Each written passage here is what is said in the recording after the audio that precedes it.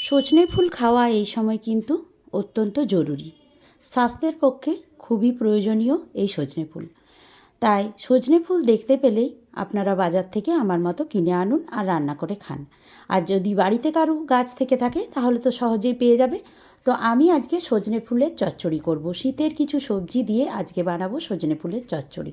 কিভাবে বানিয়েছি সেটা দেখার জন্য আপনাদের কাছে অনুরোধ রইল আমার ভিডিওটির সঙ্গে থাকার। নমস্কার বন্ধুরা, মানুষের কিচেনে সবাইকে স্বাগত। আজকে আমি বানাচ্ছি সজনে ফুল চচ্চড়ি।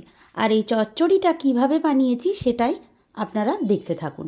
দেখুন, এখানে নিয়েছি আমি 150 গ্রামের মতো সজনে ফুল। আমি বেশিরভাগ ডাল সমেত সজনে ফুলগুলোই নিয়ে আসি বাজার থেকে, কিন্তু আজকে কিন্তু আমি ওই রকম ডাল সমেত সজনে ফুল পাইনি।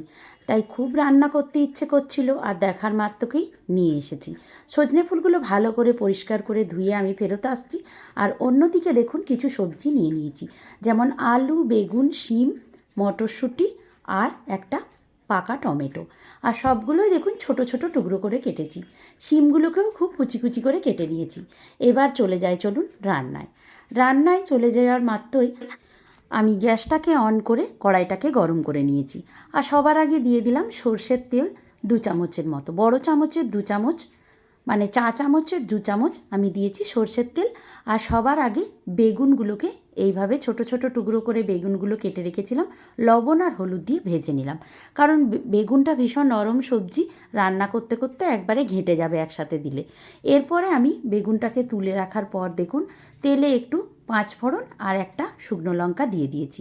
তারপর যেহেতু আলুটা শক্ত সবজি, আলুটাকে সবার আগে দিয়ে কিছুক্ষণ নাড়াচাড়া করে ভেজে নিলাম। এইভাবে কিছুক্ষণ নাড়াচাড়া করে ভেজে নিয়ে কিছুটা সেদ্ধ হয়ে যাওয়ার পরে যদি সবজিগুলো দেন তাহলে পারফেক্ট রান্নাটা হবে। সব কিছু সবজি সেদ্ধ হবে ঠিকঠাক মতো, অথচ ঘেঁটে যাবে না, মানে গলে যাবে না। রান্নাটা খেতেও ভালো হবে, দেখতেও ভালো লাগবে। এবার দেখুন সব সবজি একসাথে দিয়ে দিয়েছি। প্রথমেই দিলাম শিম, মটরশুঁটি, এগুলোকে দিয়ে নাড়াচাড়া করে নিলাম। আর তারপরে দিলাম আমি সজনে ফুলটাকে। ভালো করে কিন্তু ধুয়ে পরিষ্কার করে নিতে হবে সজনে ফুল, না হলে অনেক পোকা থাকে। কিছুক্ষণ জলে ভিজিয়ে রাখতে হবে, তারপর জল থেকে ভালো করে বারে বারে জল পাল্টে ধুয়ে আমি পরিষ্কার করে ধুয়ে নিয়েছি। আর অনেক পাতাও থাকে সজনে গাছের, অনেক নোংরাই থাকে। তো যাই হোক, এরপর কিছুক্ষণ ভেজে নেওয়ার পর কিন্তু আমি টমেটোটা দিলাম। টমেটোটা আগে দেবেন না, তাহলে আলুগুলো ভাজা যাবে না। এমনিতেই এখন নতুন আলু সুন্দরভাবে রান্না করার পরেও কিন্তু শক্ত হয়ে যাচ্ছে।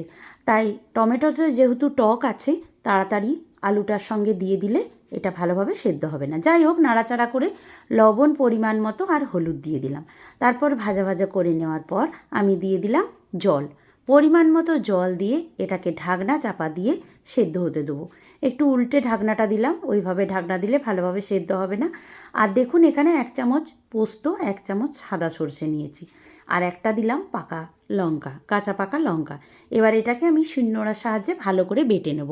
অন্যদিকে ঢাকাটা খুলে নিলাম। আর দেখুন হাফ সেদ্ধ হয়ে গেছে, তাও একটু উল্টে পাল্টে দিচ্ছি খুন্তি দিয়ে, যাতে সব দিকে সমানভাবে সব কিছু সেদ্ধ হয়ে যায়। একটু চেক করে নিলাম। আর এইভাবেই নাড়াচাড়া করতে করতে সব সবজি সেদ্ধ হয়ে যাবে। দেখুন আস্তে আস্তে জলটা টেনে আসছে, আর আমি একটু খুন্তি দিয়ে একটু কেটে কেটে দিচ্ছি সবজিগুলো, যাতে ঠিকঠাকভাবে সেদ্ধ হয়ে মাখো মাখো ব্যাপারটা আসে। আর ভেজে রাখা বেগুনগুলো এই পর্যায়ে দিয়ে দিতে হবে, তাহলে সব কিছু ঠিকঠাকভাবে সেদ্ধও হয়ে যাবে আর রান্নাটা ভালো হবে। আর দেখুন যে মশলাটা বেটে রেখেছিলাম সেটাকেও এবার আমি দিয়ে দেবো। আর একটু নাড়াচাড়া করে নিলাম খুন্তি দিয়ে। আর এই সময় সজনে ফুল খাওয়া কিন্তু অত্যন্ত প্রয়োজনীয় এবং স্বাস্থ্যের পক্ষে উপকারী। কারণ এই শীত বিদায়ের সময় আর বসন্তের আগমনের সময় কিন্তু অনেক সময় বসন্ত হয়। এই সব রোগগুলো থেকে প্রতিরোধ ক্ষমতা বাড়ানোর জন্য আমাদের সজনে ফুল খাওয়া খুবই প্রয়োজনীয়। তো এটা নিশ্চয়ই সকলেই জানেন যে সজনে ফুলের কতটা উপকারিতা আছে। তো যাই হোক, এভাবে আমি মশলাটাকে দিয়ে দিলাম, আর মশলাটা দিয়ে নাড়াচাড়া করে নেব। সামান্য একটু বাটি ধোয়া জল দিয়ে দিলাম। আর যতক্ষণ না এটা টেনে আসছে জলটা, ততক্ষণ এটাকে ফুটিয়ে নেব। আর সামান্য একটু কাশ্মীরি রেড চিলি পাউডার দিয়ে দিলাম কালারের জন্য। আর খুবই সামান্য কয়েক দানা চিনি দিয়ে দিলাম। তাহলে কি হবে, স্বাদের ব্যালেন্সটা ঠিকঠাক থাকবে, খেতেও ভালো হবে। আর আপনারা আমার মতো করে একবার এইভাবে সজনে ফুলের সবজি দিয়ে চচ্চড়ি করে দেখবেন, নিশ্চয়ই আপনাদেরও ভালো লাগবে। গরম ভাতের পাতে এটা এত অপূর্ব লাগে যে সেটা আর বলে কথা নয়। দেখুন, আর নামাবার আগে আমি 1 থেকে 2 চামচের মতো সরষের তেল দিয়ে দিলাম। আর এই রান্নাটা সরষের তেলেই করবেন, তাহলে কিন্তু খেতে অপূর্ব লাগবে। আর নামাবার আগে যে সরষের তেলের গন্ধটা, এটাও কিন্তু খুব ভালো লাগে। আর দেখুন, সম্পূর্ণ রান্নাটা আমার তৈরি হয়ে গেছে। এখন একটা বাটিতে আমি নামিয়ে দেখাচ্ছি। আর দেখুন কত সুন্দর কালার এসেছে, আর সব রকম সবজি এতে পড়েছে। খেতেও ভালো লাগবে, দেখতেও ভালো লাগছে। রেসিপিটি ভালো লাগলে আমার চ্যানেলটিকে সাবস্ক্রাইব করে বেল নোটিফিকেশানটা অন করে দেবেন। আর আপনাদের কেমন লাগলো অবশ্যই একটা কমেন্ট করে জানাবেন। পুরনো বন্ধুদের অনেক ধন্যবাদ আমার সাথে থাকার জন্য। নতুন বন্ধুদেরও অনুরোধ জানাবো ভিডিওটি দেখে লাইক দিয়ে একটি কমেন্ট করার জন্য।